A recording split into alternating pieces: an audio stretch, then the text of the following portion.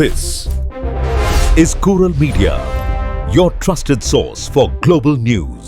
இது குரல் மீடியா செய்திகள்.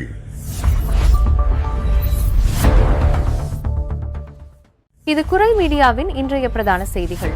செய்திகளை வாசிக்கும் நான் கோகுலநாதன் தமிழினி. முதலில் தலைப்புச் செய்திகள். தலைநகர் பாரிஸின் புறநகர் பகுதியில் போட்டியிடும் ஈழத்தமிழ் இளம் தலைமுறையைச் சேர்ந்த விதுர்சன் ராஜரத்தினம்.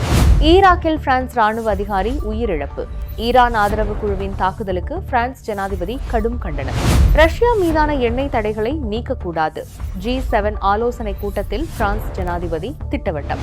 பிரான்சில் லிஸ்ட்ரியோசிஸ் பாக்டீரியா தொற்றால் 12 பேர் பாதிப்பு. இறைச்சி உணவுகளின் மூலமாகவே தொற்று பரவியுள்ளதாக அதிகாரிகள் தெரிவிப்பு. மத்திய கிழக்கில் நிலவும் போர் சூழல் காரணமாக விமான கட்டணங்களை உயர்த்தும் பிரெஞ்சு விமான நிறுவனங்கள். பல மில்லியன் யூரோ மதிப்புள்ள கார் திருட்டுகள்.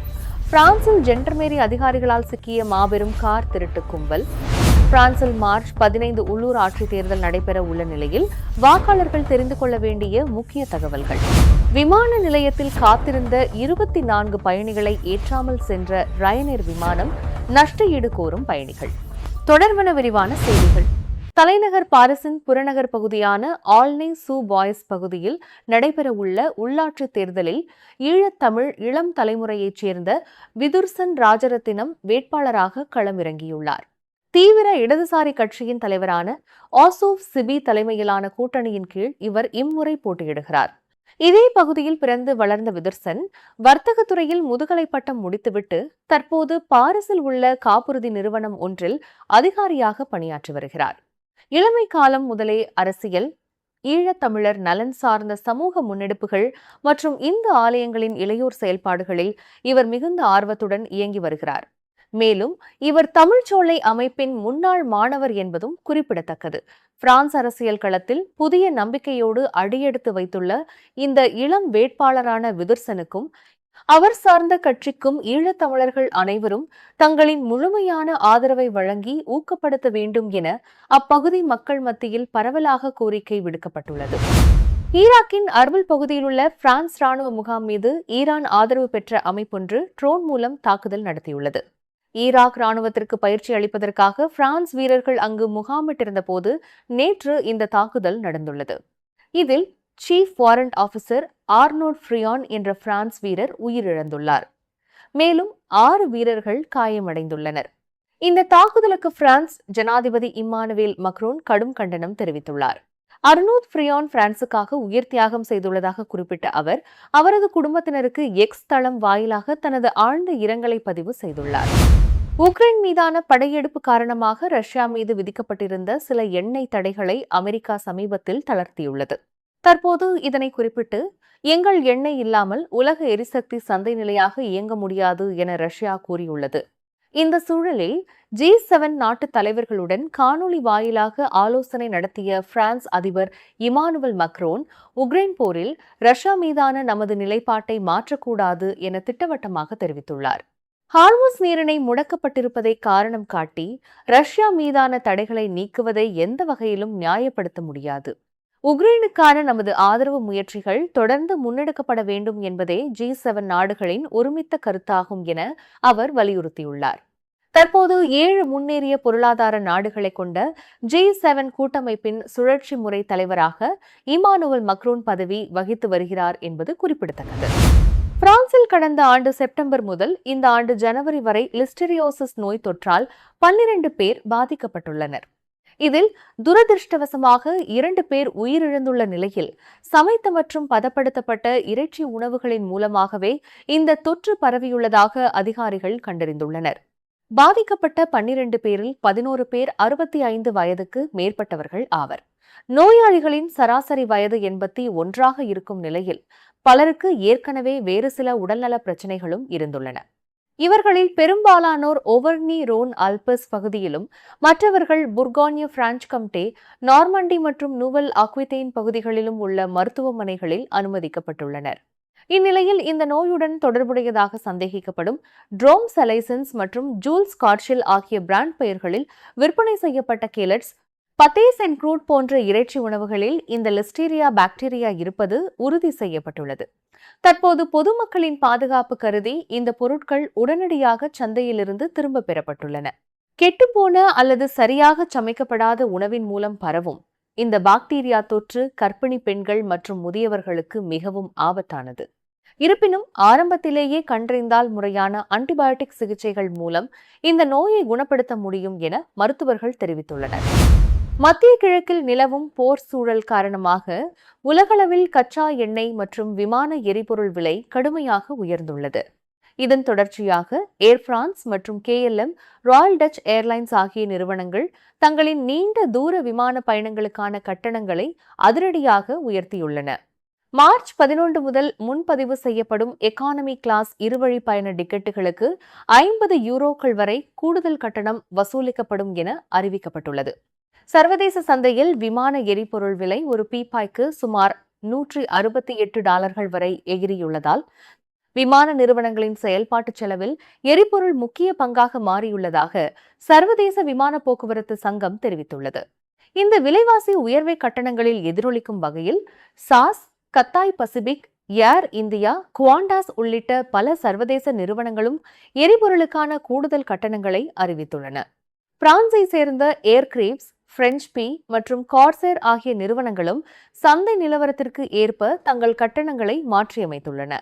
இந்த திடீர் விலை உயர்வின் தாக்கத்தை குறைக்க சில விமான நிறுவனங்கள் முன்கூட்டியே நிலையான விலையில் எரிபொருளை வாங்கும் ஹெட்ஜிங் என்ற வர்த்தக உத்தியையும் தீவிரமாக கையாண்டு வருவது குறிப்பிடத்தக்கது. இலை டி பிரான்ஸ் மற்றும் ஹவுட்ஸ் டி பிரான்ஸ் பகுதிகளில் பல மாதங்களாக செயல்பட்டு வந்த கார் திருட்டு கும்பலை பிரான்ஸ் காவல்துறையான வாய்ஸ் ஜென்டர்மேரி அதிரடியாக முறியடித்துள்ளது.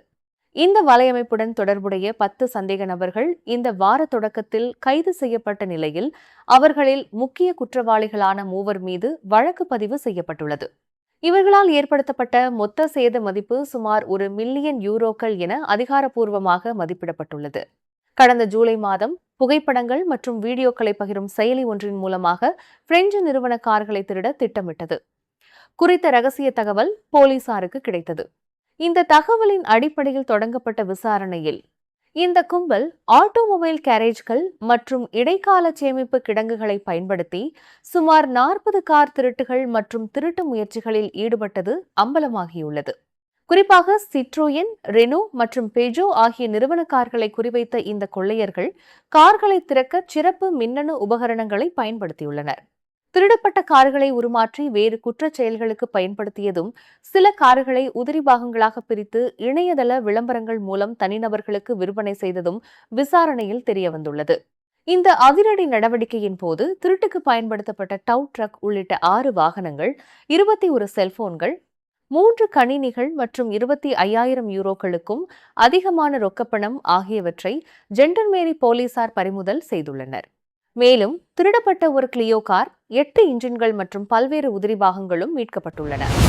பிரான்சில் எதிர்வரும் மார்ச் 15ஆம் தேதி ஞாயிற்றுக்கிழமை முதல் சுற்று வாக்குப்பதிவும், மார்ச் 22ஆம் தேதி 2ஆம் சுற்று வாக்குப்பதிவும் நடைபெற உள்ள நிலையில் வாக்காளர்கள் தெரிந்து கொள்ள வேண்டிய முக்கிய தகவல்கள் வெளியாகியுள்ளன. பிரான்ஸை பொறுத்தவரை உள்ளாட்சி மற்றும் ஐரோப்பிய தேர்தல்களில் அங்கு வசிக்கும் ஐரோப்பிய ஒன்றிய நாடுகளைச் சேர்ந்த குடிமக்களும் வாக்களிக்கலாம். ஆனால் நாடாளுமன்ற மற்றும் ஜனாதிபதி தேர்தல்களில் பிரெஞ்சு குடிமக்கள் மட்டுமே வாக்களிக்க முடியும். பொதுமக்கள் சுதந்திரமாக வாக்களிக்க வசதியாக தேர்தல்கள் எப்போதுமே ஞாயிற்றுக்கிழமைகளில் மட்டுமே நடத்தப்படும். பொதுவாக 2 சுற்றுகளாக நடைபெறும் இந்த தேர்தல்களில் ஒரு சுற்றிலேயே 50%க்கும் அதிகமான வாக்குகளை பெற்றுவிட்டால் அவர் உடனடியாக வெற்றியாளராக அறிவிக்கப்பட்டு 2ஆம் சுற்று ரத்து செய்யப்படும். வாக்குச்சாவடிகள் காலை 8 மணிக்கு திறக்கப்பட்டு கிராமங்களில் மாலை 6 மணி வரையிலும், பெரிய நகரங்களில் இரவு 8 மணி வரையிலும் செயல்படும். வாக்காளர்கள் தங்களுக்கு ஒதுக்கப்பட்ட உள்ளூர் வாக்குச்சாவடிகளுக்கு சென்று வாக்களிக்க வேண்டும். இதற்கான விவரங்களை வாக்காளர் அட்டையிலோ அல்லது இணையதளம் வாயிலாகவோ அறிந்து கொள்ளலாம். பிரான்சின் வாக்களிக்கும் முறை சற்றே வித்தியாசமானது. பிரிட்டனைப் போல அனைத்து வேட்பாளர்களின் பெயர்களும் ஒரே சீட்டில் இருக்காது. வாக்குச்சாவடிக்குள் நுழைந்தவுடன் அதிகாரிகள் உங்களின் அடையாள அட்டையை சரிபார்த்துவிட்டு வாக்குச்சீட்டுகள் உள்ள மேசையை காண்பிப்பார்கள்.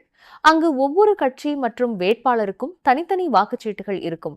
உங்களின் ரகசியத்தை பாதுகாப்பதற்காக நீங்கள் பல வேட்பாளர்களின் சீட்டுகளை எடுத்துக்கொண்டு ஒரு உரைக்குள் உங்களுக்கு பிடித்த வேட்பாளரின் சீட்டை மட்டும் ரகசிய அறையில் வைத்து மூடிவிட்டு மற்றவற்றை குப்பை தொட்டியில் வீசிவிட வேண்டும்.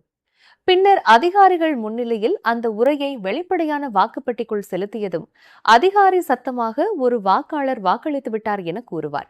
அத்துடன் இந்த முறை உள்ளாட்சி தேர்தல்களில் பாரிஸ், லியோன் மற்றும் மார்சேய் ஆகிய 3 பெருநகரங்களில் வாக்களிக்கும் முறையில் சில முக்கிய மாற்றங்கள் கொண்டுவரப்பட்டுள்ளன. ஒரு வாக்காளர் ஒரு வாக்குக்கு சமம் என்ற கொள்கையின் அடிப்படையில் இந்த நகர மக்கள் இனி 2 தனித்தனி வாக்குப்பெட்டிகளில் 2 முறை வாக்களிக்க வேண்டும். ஒன்று தங்களின் வட்டார பிரதிநிதிகளுக்கும் மற்றொன்று நேரடியாக நகராட்சி மன்ற உறுப்பினர்களுக்கும் செலுத்தப்படும். லியோன் பெருநகர பகுதியில் மட்டும் பெருநகர கவுன்சிலர்களை தேர்ந்தெடுக்க 3வது வாக்குப்பதிவும் நடைபெறும்.